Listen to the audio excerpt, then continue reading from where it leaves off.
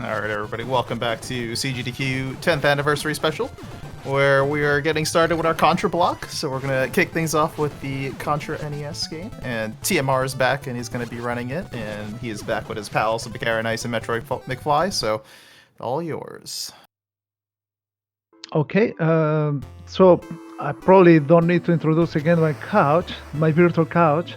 They're going to be providing some hot virtual commentary. So it's MCAaronIce and MetroidMcFly.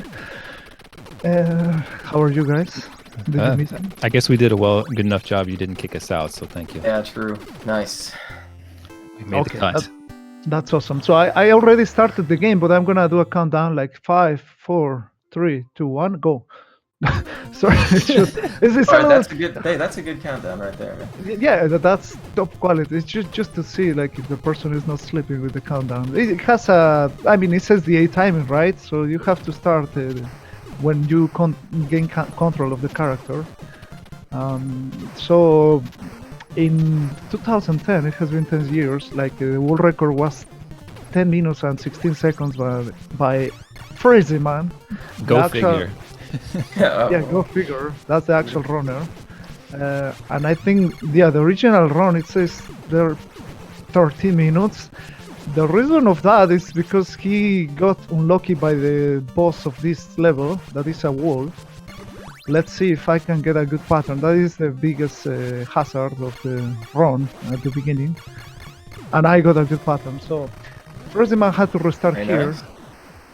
But once he got past the wall, like he did a run that was 10 minutes and 50 or 47 seconds, which is pretty cool.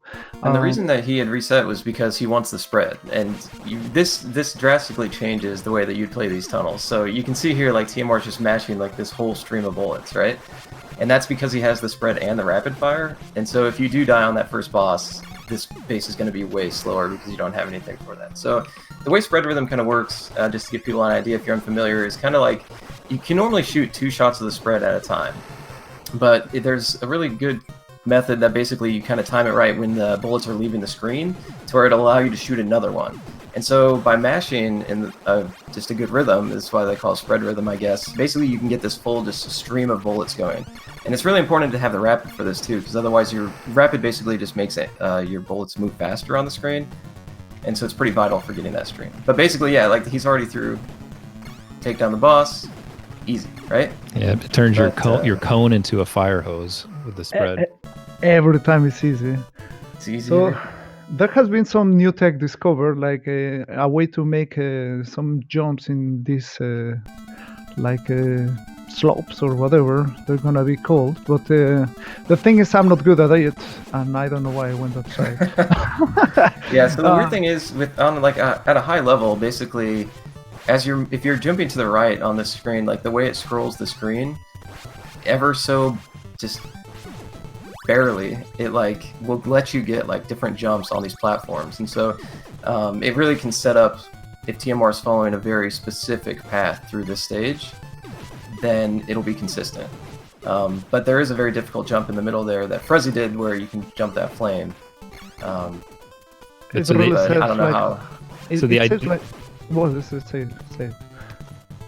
Yeah, the idea is you can it just lets you skip 1 or 2 jumps on the ideally 2 or 3 jumps on the way up of those platforms. But normally you'd have to go 1 at a time. And again, spread, just doing work on the boss. My mashing is bad.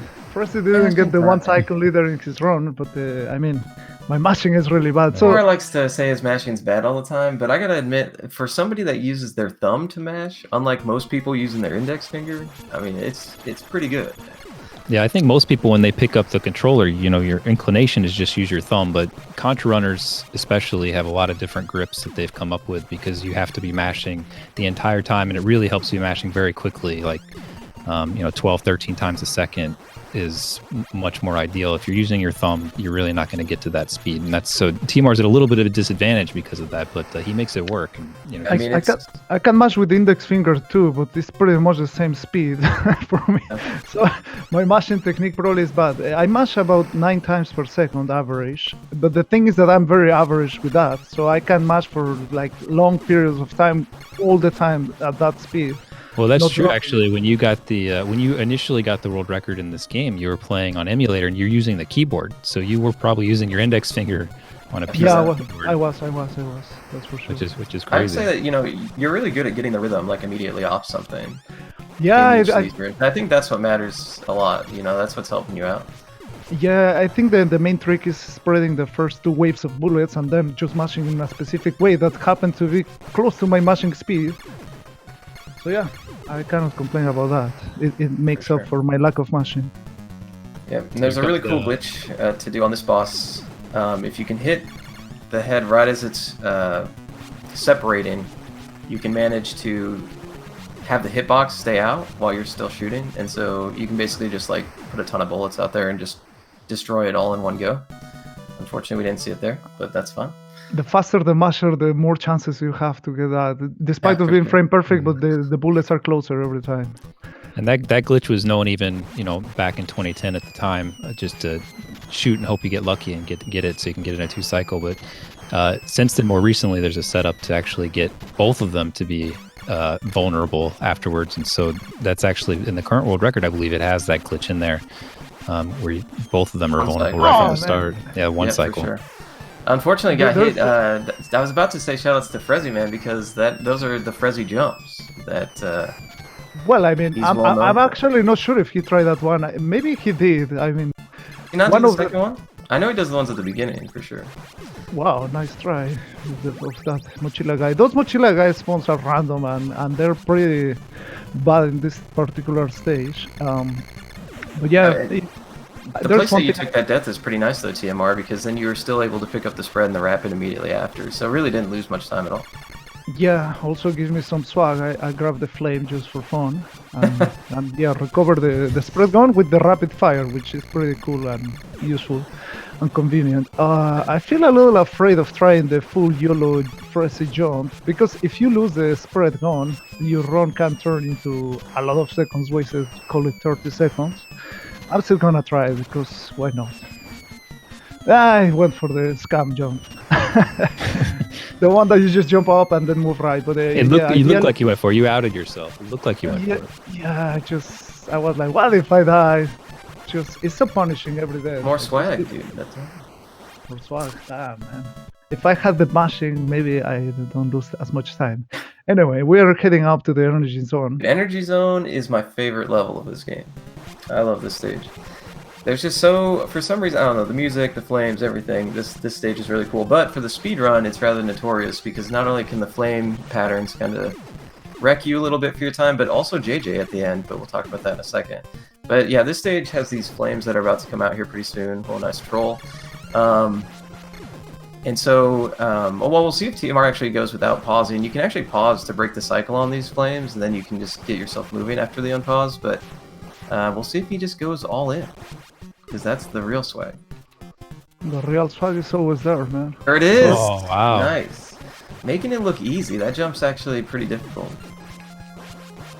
To sneak right in there before that top flame hits you and drop down. See, in here, I'm trying to don't shoot my bullets, just because 4 Mochila guys can create lag if I shoot my full bullets. So if I want to shoot, it's just once the Mochila guys or the enemies are close to me.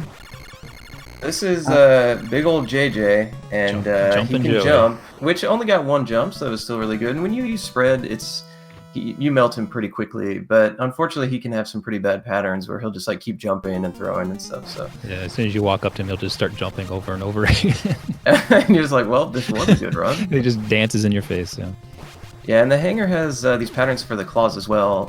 So TMR got a pretty good pattern coming in, so once he kind of sees what that first one's doing and he can run past it, then he can just continue to run through them. One thing that changed over time is, oh my god, it's I'm picking up that barrier. See, like if I'm riding the minecart, the mochila guy doesn't hit me, but if I jump, it actually hits me. So that was top-notch knowledge of Contra, right? And then the barrier hit him when, like, the second time coming in, the barrier hit him somehow, which is like, well, how? Like, I don't know. I don't get it. But yeah, the barrier comes into play here for if you get it like in the very most optimal grab, you can actually walk through that first spike wall, and then you don't have to shoot it. And I think that saves just a little bit of time. But yeah, the barrier definitely helps a lot for this stage. If you don't get it, you have to deal with quite a bit. I got a little troll mochila guy shooting me there. That was a good correction, because this at the end of this stage, you can definitely get trolled really hard. I think that's one of like the worst troll points of the whole run. Yeah, and there was one coming up behind as well, ready to troll as well to finish the job. They didn't, so that's pretty cool. So yeah, we're approaching to the Alien Slayer. There's one thing that I would love really for speedrunners to do in the future of Contra, and that's play the Japanese version, because the Japanese version of this game compares with having a pretty nice how do you call, like, the layouts, backgrounds? Yeah, like the backgrounds move, the jungle trees. Movement, there's snow and snowfield.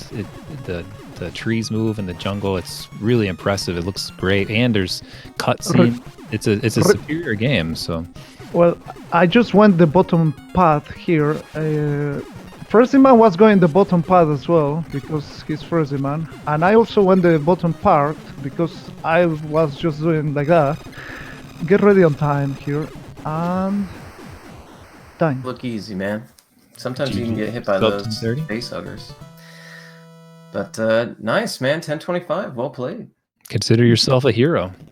Yeah, that was a pretty cool run. All things considered, I mean, 3 seconds wasted for a YOLO, but that was some swag. That could have happened, right? Didn't happen, but yeah, that was Contra. I consider myself a hero every day, right? When I beat the Falcon, the vile red Falcon. Yeah. But yeah, thank you so much for the invitation to this Classic Kingdom Week 10th anniversary. I hope you guys enjoyed a lot. Thank you, MCA, for the great commentary, and McFly for hanging out today in this call, and also letting people know more about this game. You definitely helped me out a lot to make it easier. Thank you for having us. Yeah, it was fun, man. Enjoyed it. And yeah, keep enjoying this game with Super C. Alright, well, thank you very much, TMR, MetroidMcFly, and MCAaronIce, and we'll go ahead and take a quick few-minute break while we get set up for our next game, Super C.